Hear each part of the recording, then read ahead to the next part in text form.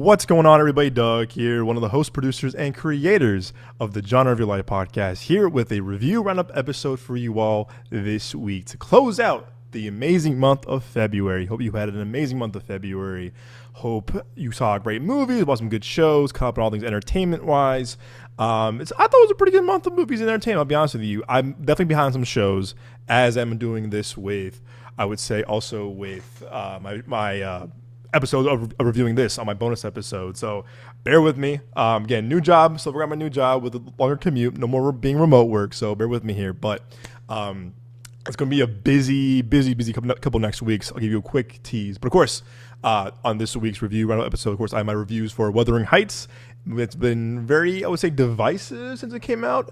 Maybe even before it came out, to say at least, with the trailers and who's involved. But you know what? We'll get to that, of course, later on the episode. And then also have my review of How to Make a Killing, A24's new movie starring Glen Powell, movie that I was eager to see. I love the trailers, love the marketing. I'm a big Glen Powell fan. I've been investing in Glen Powell stock since probably everybody wants some. Got the poster right here on my wall that you cannot see. But I've been a big fan of him since then. Of course, probably hear my reviews of Running Man, Anyone But You. So I'm a big Glen Powell fan. But like I mentioned, it's going to be a busy, probably weird couple of weeks with the episodes. Like I said, starting a new job, different schedule, different hours. And also I will be going to South by again in a couple of weeks with our friends of the show, Nino, and of course Seth, according to Seth, and official Nino Daniel, two good friends of ours of the show, two personal good friends of mine, and a lot of cool coverage there as well. Last week was... Oh boy, I know we'll probably do a South by Southwest based kind of pre-show. Hopefully I can get the guys on. Trying to get more guests on this year on the show, of course. So hopefully I get Seth and Nino on before we go. Because we have a lot to cover and on that's on during our 7-8 days we're at South by this year. I think the 11th to the 17th. Eager for that. So hopefully to have the guys on before we take off to Austin. And then what else I want to say something? Last week was again a little kind of inside baseball for you all for the show. Last week for South by Southwest, we've been very privileged to go as press last year and this year. Last year, Nick and I went last year. This year, he's sitting as one out. Hopefully next year, Nick, myself, and Moses will all go together to represent the podcast and Midway Ave as a unit next year. Fingers crossed that things go well. Of course, scheduling and finance is always definitely the key factors in any kind of trip, any kind of planning of trips, business trips, personal trips, leisure, you name it, family trips even too. But last year, we were obviously very grateful to go last year. We had a great time, and last year, obviously, we had to wait in line a couple times for every movie we want to go to. A very humbling experience. Out here, we're very privileged to work with Universal, Lionsgate, Amazon, MGM, and a few other people. Thanks to our friends at Frost Communications, who are the best at what they do. Also, too, there was also something I wanted to definitely cover. There was definitely the South by Southwest preview show. I'll probably do an episode myself and hopefully get Nino and Seth on the show, like I said. But anyway, last year, a lot of waiting in line. It was different of kind of just like different experience for us. We saw everything we wanted to see, which was great. And then this year they were doing reservations, which was kind of the first time they were doing this for press and platinum. And we're as press is very similar to platinum. Platinum has more access to more music, film, everything at South by. So on the way to work, I was driving on the freeway to work. I had to pull over to a Starbucks because reservations open to get our tickets for the premieres. And I was like, I can't miss this. It's really important for us this year that we see everything and cover everything. And luckily, I got everything I wanted to cover for the show, for myself, during my time in Austin, South by this year. What are those movies, you ask? You will find out very soon, I will say. I will definitely be doing, again, I think that I get to definitely do like a preview show with myself and definitely do a show with Nino and Seth. So that definitely it kept crashing on us. Things weren't working. The app wasn't working. The site wasn't working. This was a week ago, and I was so stressed. I was like, I can't miss this. This is crazy. But luckily, I got everything that I wanted to cover. So stay tuned for that. And then I think next week we should have an episode. We were supposed to have one this week. Scheduling, of course, work schedules, traffic, all of that. I guess no way. So definitely bear with us as we're trying to figure out when we can record our special 100th anniversary. Yeah, I wish 100th episode special. Look out for that. In the meantime, though, you're probably hearing a lot from me solo as I'm going to be putting out more review episodes. I think I have one even scheduled.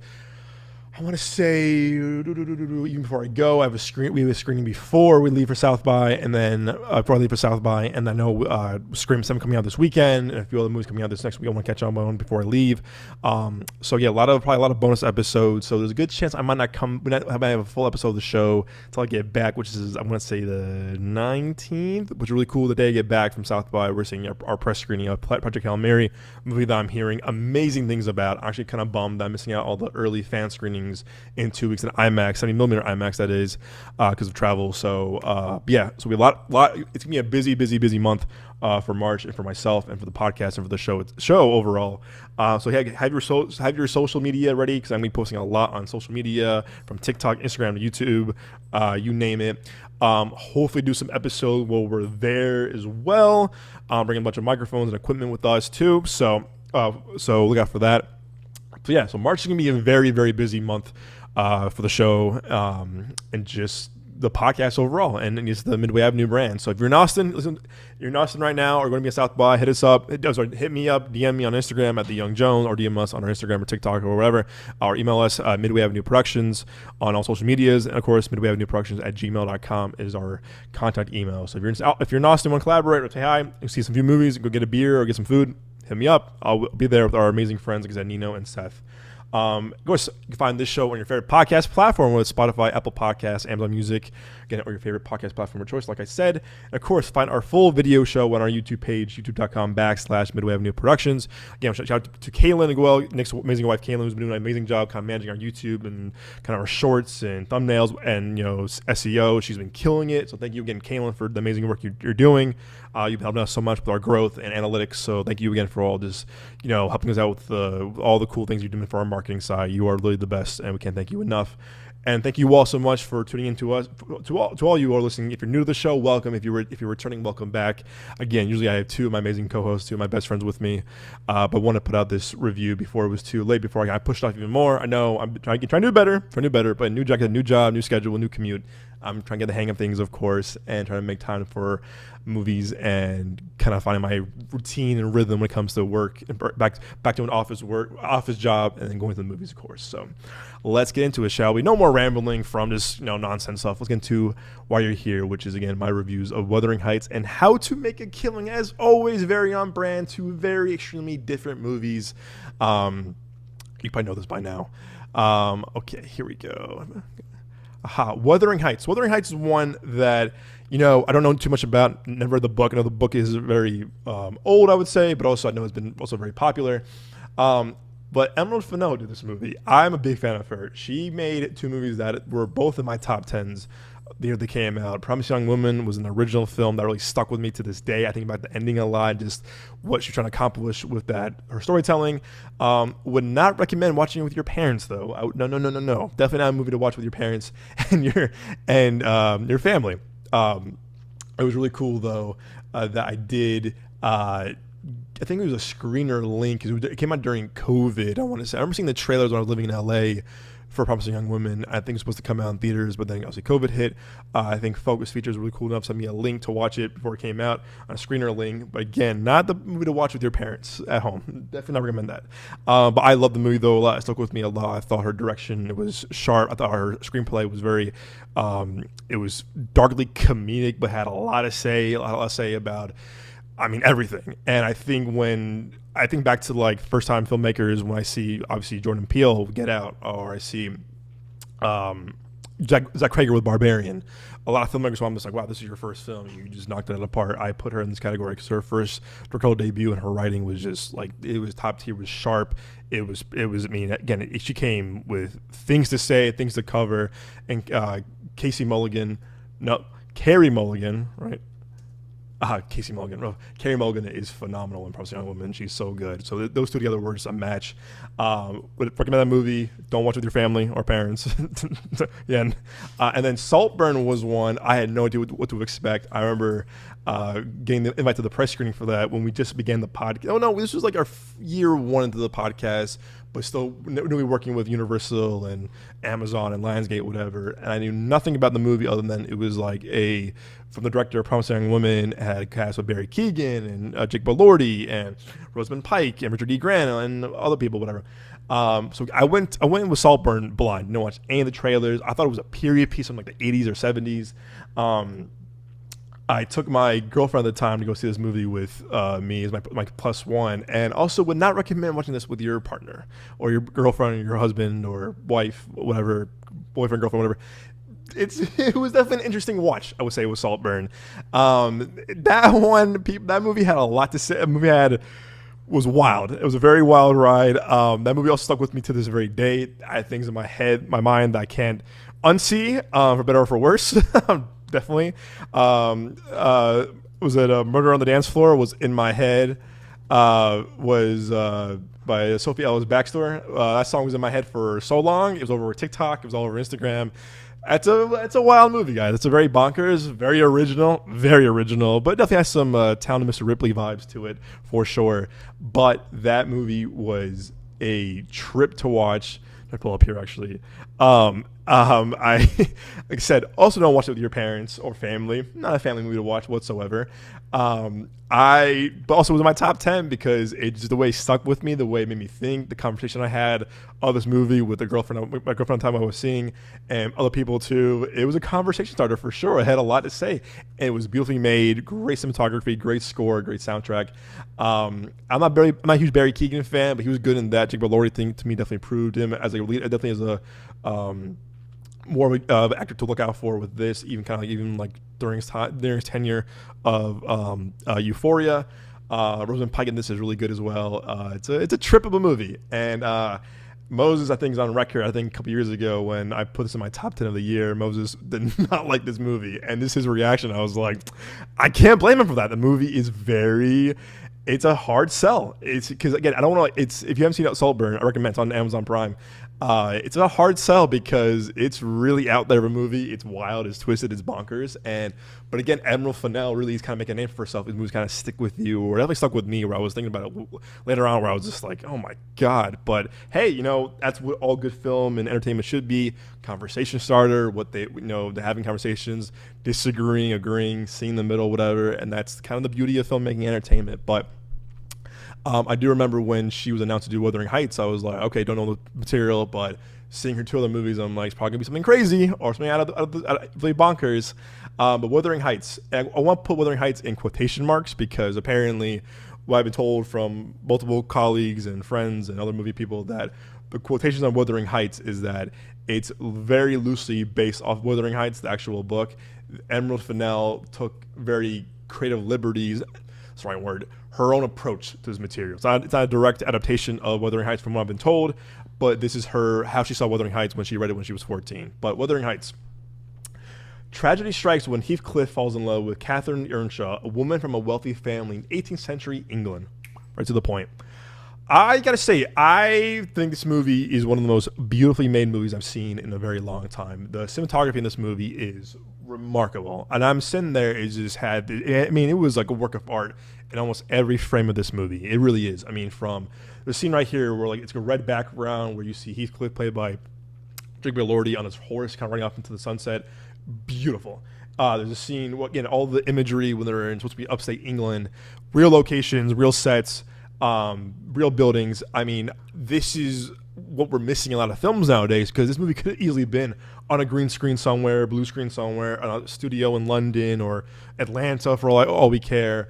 But Emerald Fennell, I think even Promising Young Woman, even Saltburn too, she films these movies in real locations because, again, I think she wants to captivate just like the importance of the characteristics of the location. And when I'm a sucker when filmmakers can make the chemistry, can make the location a character. I love it. I think Denis Villeneuve does that really well. Chris Nolan does it very well. Jordan Peele does it very well. And these shots like this are breathtaking. And I've been so kind of tired of. Not tired, but I've been kind of being very noticeable. I've been noticing a lot more of CGI and blue screen stuff where I'm like, man, this is a set. This is all fake. And I'm getting a little not tired, but I'm tired of it because I'm just like, oh man, I miss when filmmaking, really utilized real locations and hire amazing craftspeople, craftsmen and craftswomen and everyone that, dedicate their lives to building sets and practical locations. Because again, I think it's missing in a lot of modern day filmmaking and TV where it's like, oh man, go back to shooting on real locations. It's gorgeous. And I was just mesmerized just by all like the shots she took, the interiors, the buildings, interiors of the carriages, interiors of, everything. Like even the shack. Like there's like, you're just sitting there, you're like, wow, like she has really outdone herself in this to a point where I was like, wow, I love how Emerald Fennell just really captivates her locations with such awe and such wonder. And this, I was just so mesmerized by all the locations where I was like, I can just watch this on loop of just all the beautiful shots that she took the time to kind of like plan out and scope out. And you're sitting there, I'm like, wow. So cinematography wise, this is definitely an MVP of this movie. Cinematography in this is remarkable. I was kind of expecting this movie to be more, I guess, hate the word crazy, and I also hate the word hate. But, like I said, being aware of her work from Saltburn and Promising Young Women, I was like, oh, what's going to happen? It's going to be something bonkers. Shit's going to happen.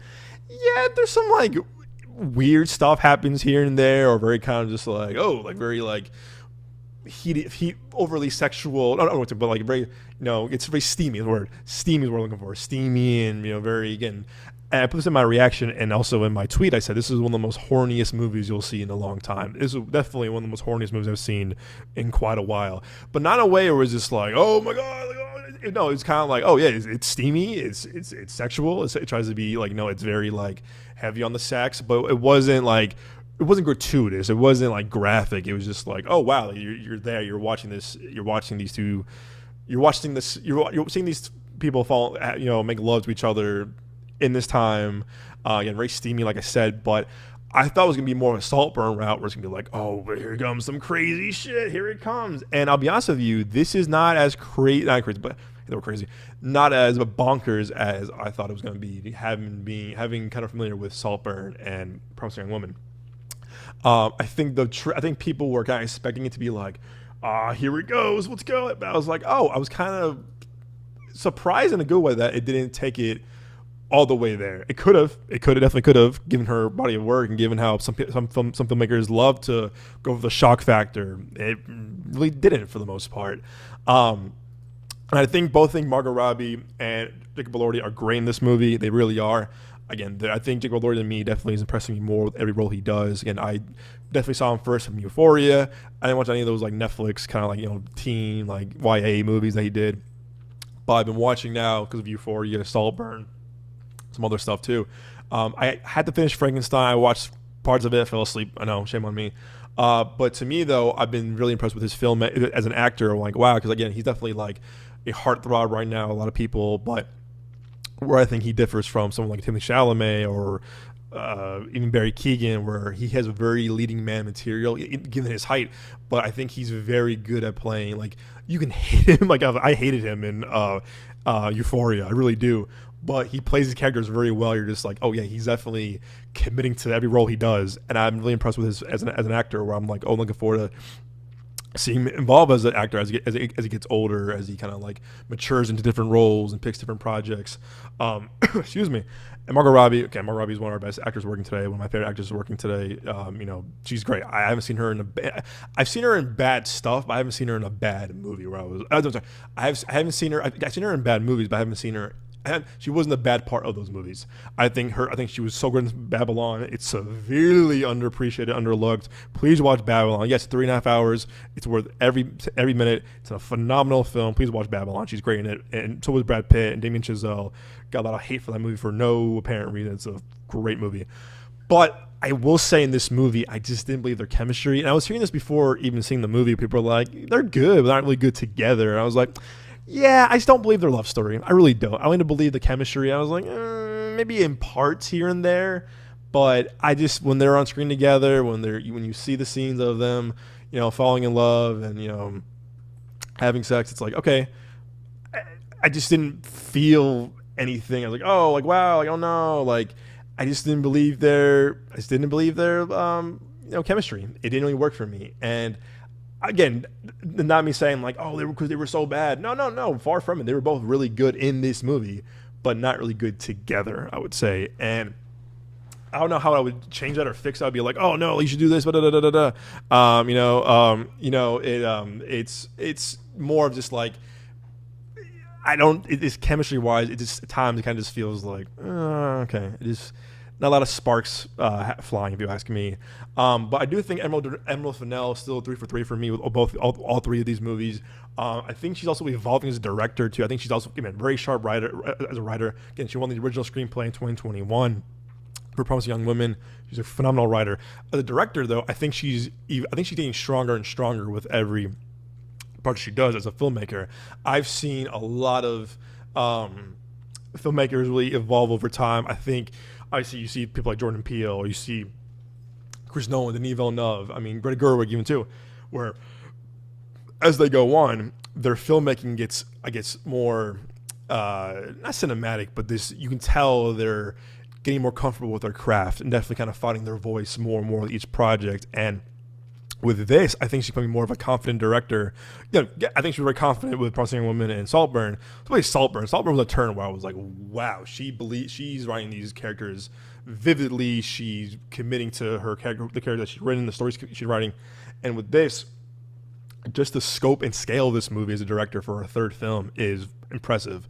And so I think that she's keeps evolving as a filmmaker, as a director, scouting out locations, really making this grand, story with such passion, with such attention to detail. And that to me is like, wow, I'm a fan of her since her beginning. I'll keep watching all her movies no matter what, because I just feel like she's really evolving and really leveling up every film she does.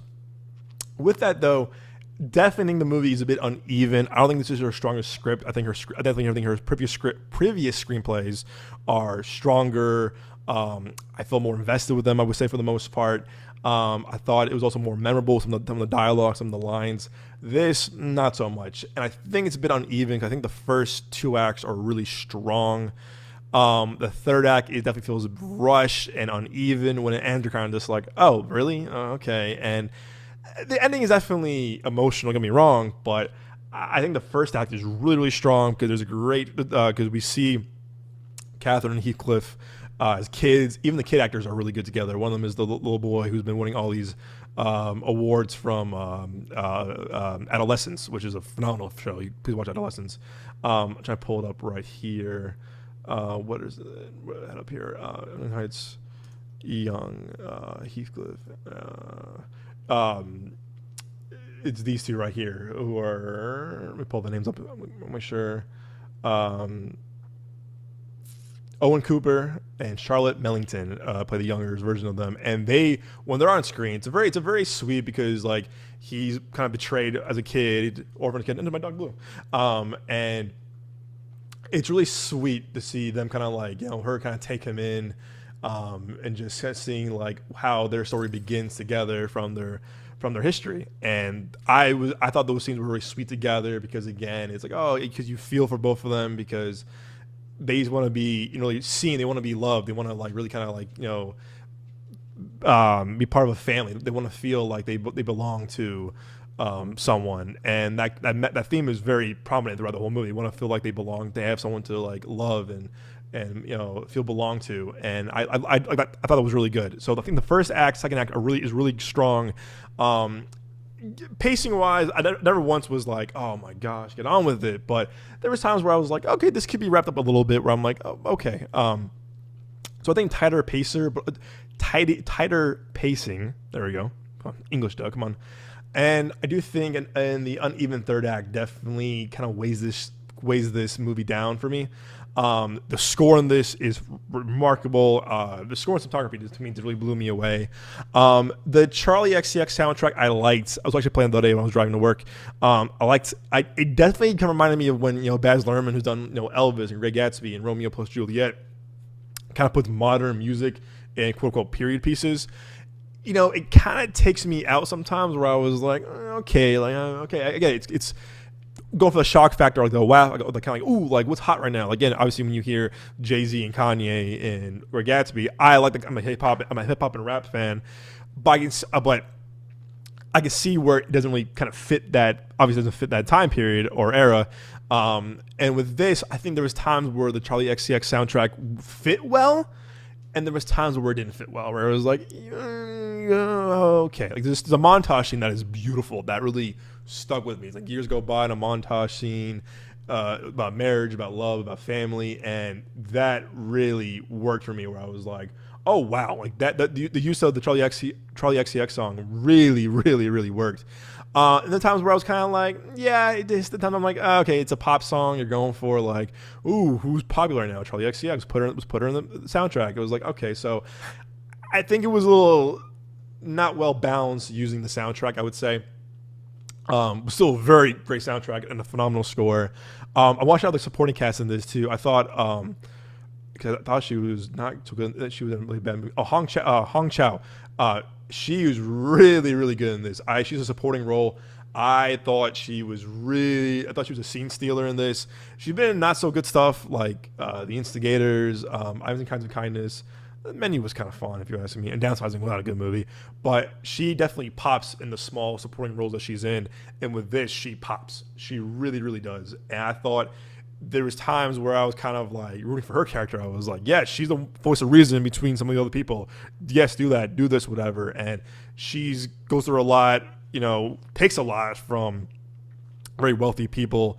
But I thought what Emerald Fennell did with her character was very, that emotional attachment I had to her character was very prominent and really there. I'm like, yes. And I thought when she was on screen, she stole the show for me when she was there. Supporting cast as well. I want to say, what was his name? Alison Oliver. I'm like, who do I know her from? She played the sister in Saltburn, and yeah, that's also a wild role as well. I don't remember her in The Order. I love The Order. Order was a really tough watch, but a really well made movie. I don't remember her in The Order, but I gotta watch The Order again because it was really good. And I heard Tass is really good too. I'm gonna try and watch that next on my watch list. But I was like, where do I know her from? And I'm like, oh, she's a sister in Saltburn. So I kind of forgot where I knew her from. She was really good in Saltburn, and she's really good in this. There's a few things I won't spoil that her character goes through or does where I'm just like, it's very disturbing. Where you're like, it's like it's very. Didn't sit well with me, where I was like, boy. But again, she's great. Also, the guy who plays Margot Robbie's Catherine's husband, Shazad Latif, didn't know him. I thought he was really good in a small role. I thought he was really believable as kind of like this like wealthy prince-esque kind of character. Again, what was cool too is that they didn't cast, like, the supporting cast wasn't popular. It wasn't like, oh look, it's Tom Hardy, or look, it's I'm trying to example like Keira Knightley. Like they casted really unknown actors supporting two leads with Jacob Elordi and Margot Robbie, where I think it would have taken away if we saw Timothée Chalamet or Florence Pugh or someone like that, where you're like, oh, okay, or Lupita Nyong'o. Again, it's like phenomenal actors, but it's just like it would have, to me, I'm just like, yeah, it's good that you cast unknown to kind of like really add to the believability, add to kind of like this realness of like this time period, and also to support Margot Robbie, Jacob Elordi's as Heathcliff, and Catherine's arcs. Also, this guy named Martin Clunes, who plays Margot Robbie's dad. It's a very disturbing role. It's a very sad role because there's a scene where someone gets ass with a belt, and just the way that Emily Fennell films it is very kind of like a horror movie. You're just like, oh, because it's the shot, how she films it, where the camera is, the use of a door and locking is like, and the sounds of it, someone getting the ass beat.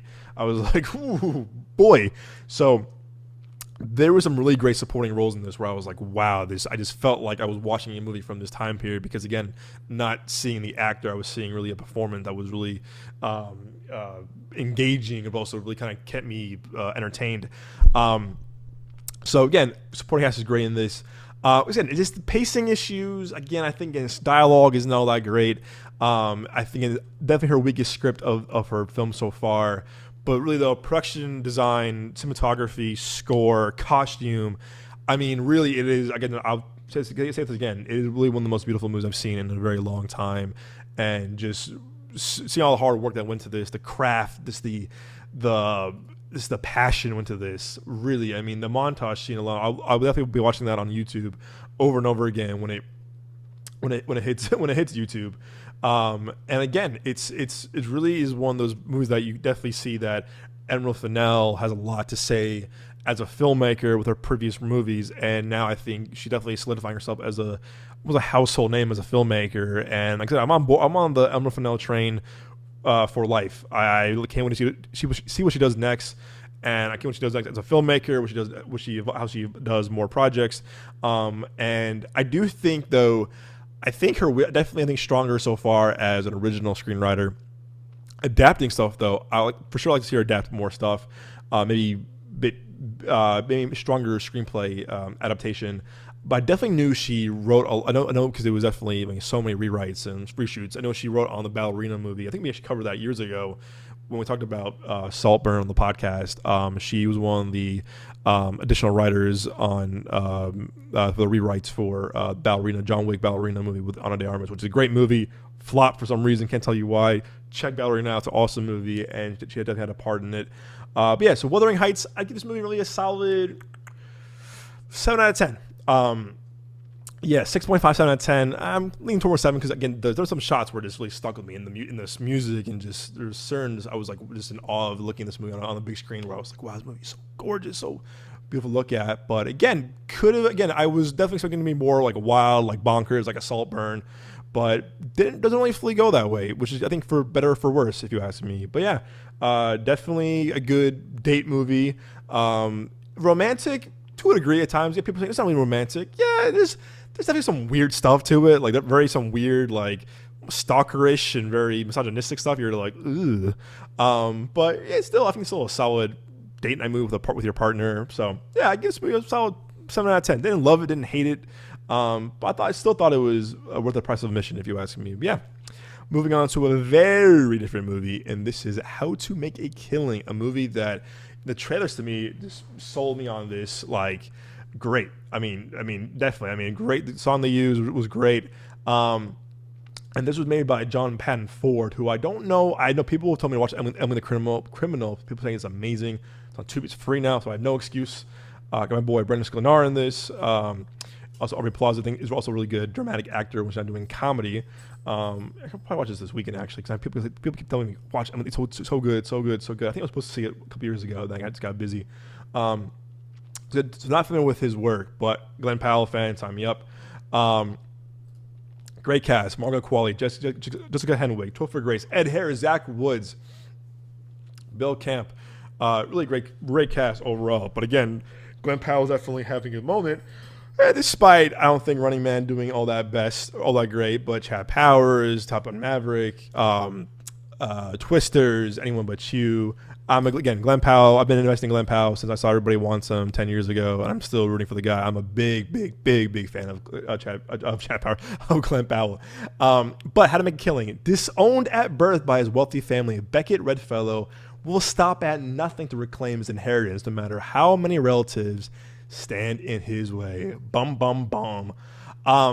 I like this movie a lot. I wouldn't say I damn near love it, but I really like this movie a lot.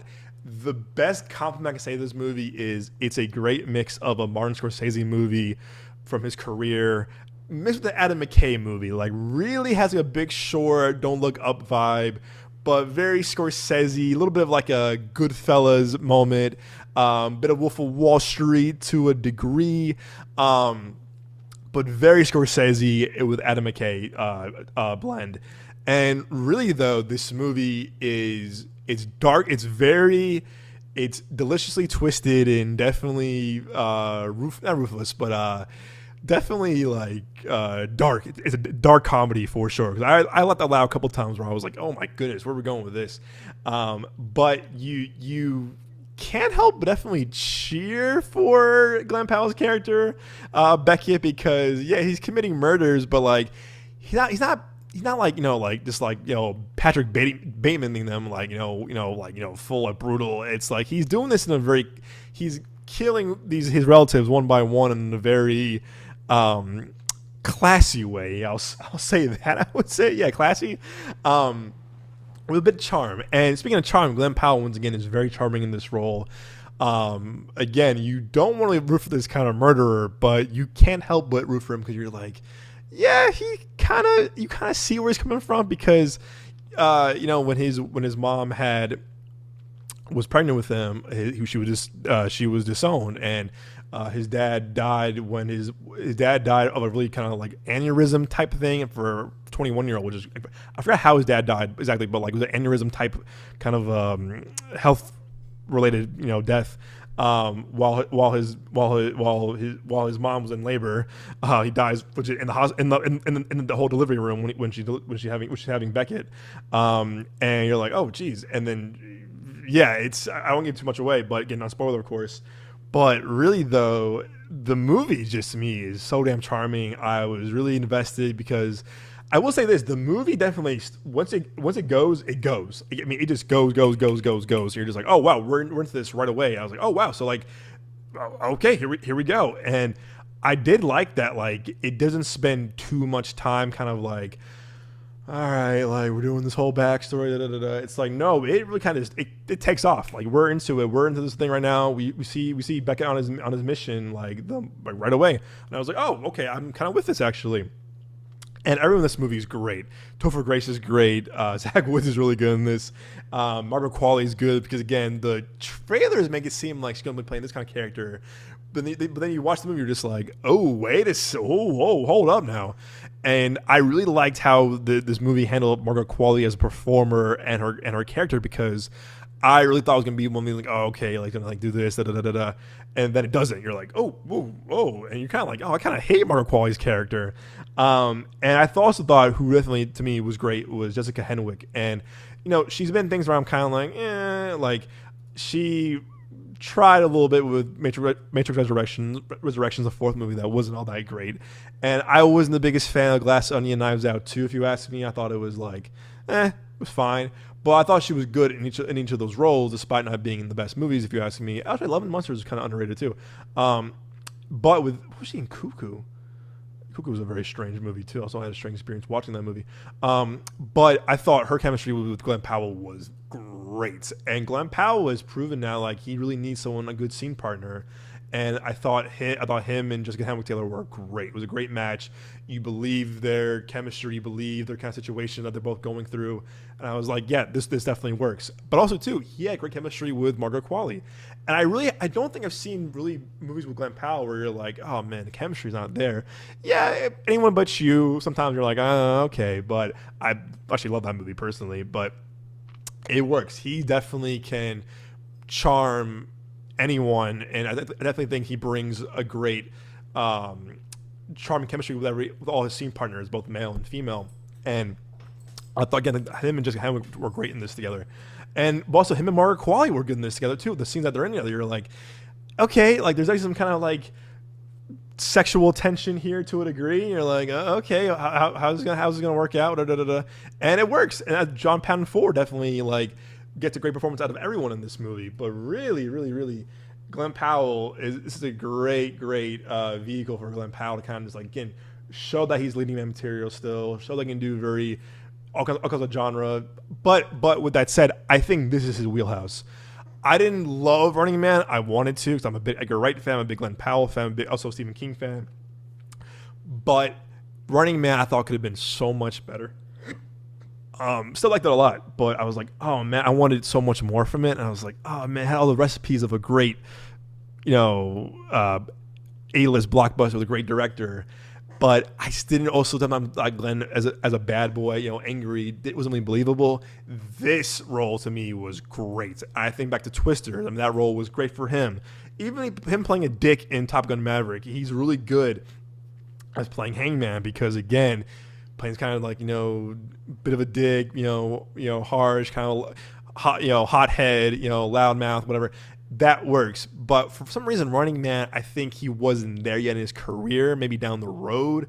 But I do think Running Man could have been, again, he wasn't bad in the movie, but I don't think he was really the right fit for that movie. But I still liked his performance. This though is his wheelhouse. This for sure is his wheelhouse because again he's charming. He's playing this like anti-hero murderer, but you do root for him. You do like you kind of feel charmed. Like there was when he was working at the like kind of men's warehouse, Brooks Brothers kind of like or Johnson and Murphy type of store. You're like you gotta feel for him because again he came from nothing. He came from nothing because he got dealt a shitty hand because his mom got dealt a shitty hand. And you're like, oh, okay, you kind of feel for him in this. And you kind of see his motivation. You're like, yeah, is it ethical? No. Is he right? Hell no. But you kind of can't help but cheer for him and kind of hope he gets what he gets what he wants. So really, though, this was definitely a great vehicle for Glenn Powell. And I think John Patton Ford and him really have a great kind of thing going with an actor-director duo. So if they do more things together, I would be like, damn, I'm there for sure. But else again, it just works. And in Zach Woods to me is really funny in this. There's a few scenes where you're just like, okay, again, I knew him obviously from Gabe from The Office and Jared from or OJ they called him in Silicon Valley. Big fan of Zach Woods. He's really funny in this. And Topher Grace is really good in this too. Topher Grace plays kind of like televangelist guy, and it's really explains kind of total douche, kind of like like frat boy, influencer, televangelist kind of douche, but it works. It really works. And it was funny. With that said, though, I do think this movie could have used maybe 20 to 30 more minutes because I feel like the time we spent with these relatives is really brief, really quick. You're just like, oh no, go back. I want to spend more time with them because Topher Grace in there again. It might be a spoiler, and I apologize. It may be like 5 minutes, maybe more. Not a lot, and I was like, "Oh, I thought we had more of like a significant role or part in this movie." Not really. And I was like, "Oh, in Zach Woods too. He has definitely more screen time than Topher Grace." But I was like, "Oh, I definitely wanted to see.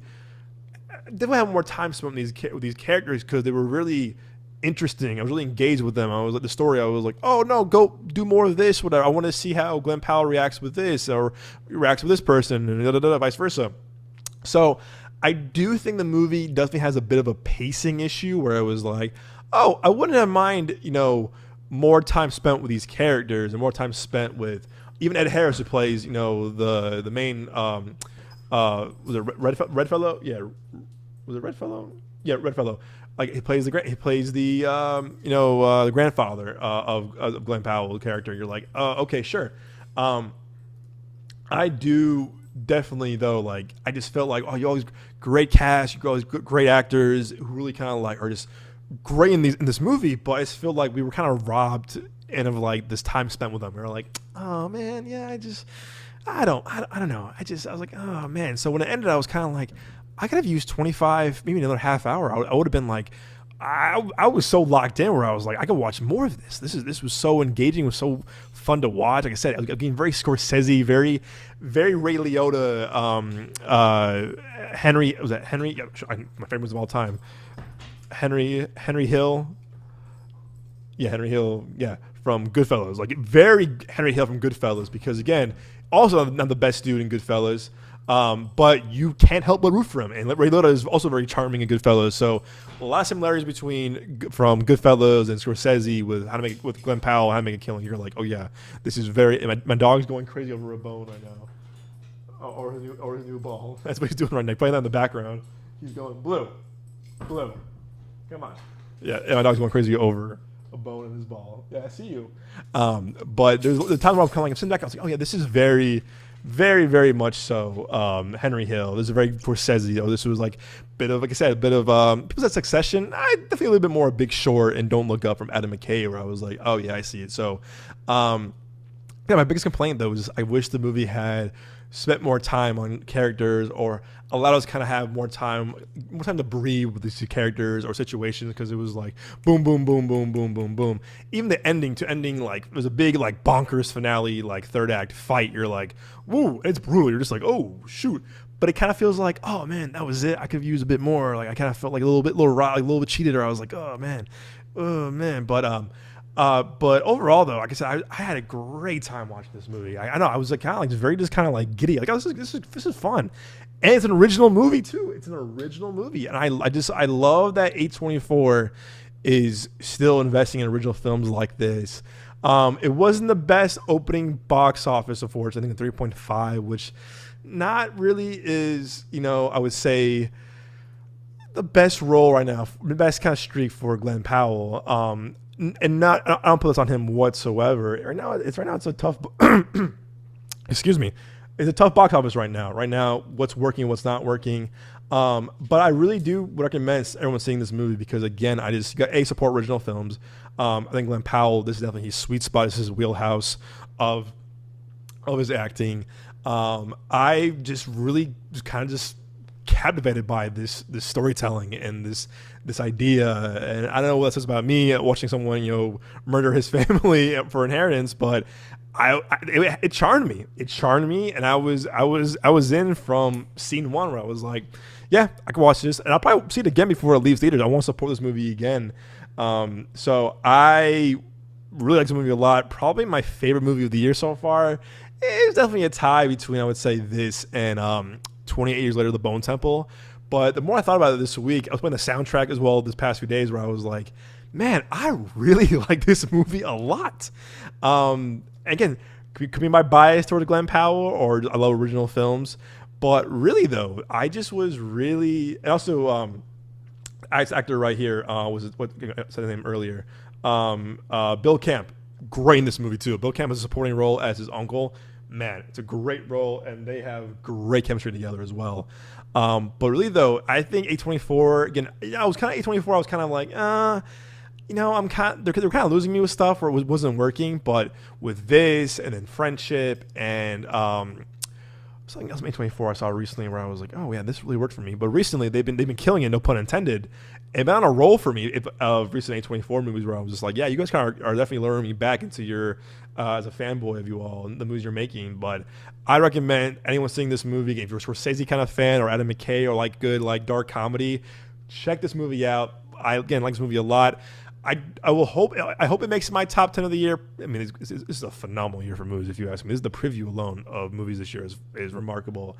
But just overall, the more I thought about it on the drive to and from work the past few days, playing the soundtrack, great needle drops, it really works for me. It really does. Despite my flaws and issues with it, that definitely could have been fixed or improved with maybe stronger storytelling or stronger expansion of characters and allowing us to kind of like spend more time with these characters. But I damn near love this movie, so I'm giving How to Make Killing a solid 8 out of 10.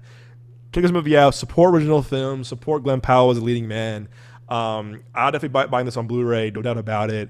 But yeah, check this movie out. Again, 46 on Rotten Tomatoes is a little harsh. I definitely see the flaws. Definitely see.